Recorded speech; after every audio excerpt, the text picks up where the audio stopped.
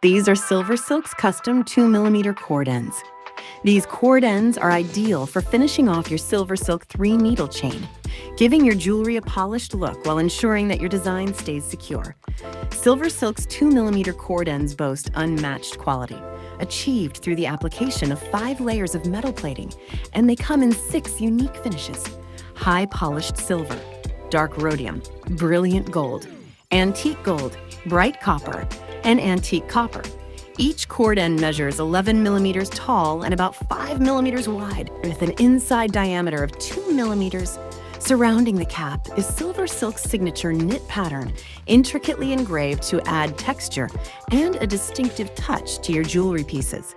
To attach a cord end to SilverSilk's 3-needle chain, simply apply a small drop of E6000 industrial adhesive or Loctite superglue to the inside of the cap. Then fit the chain inside the cap as much as possible. Wait about 1 hour for the glue to dry. Then you can wear your design.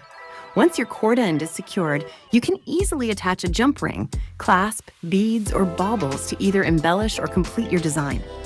We hope you'll give our cord ends a try because we know they'll add a professional touch to your jewelry.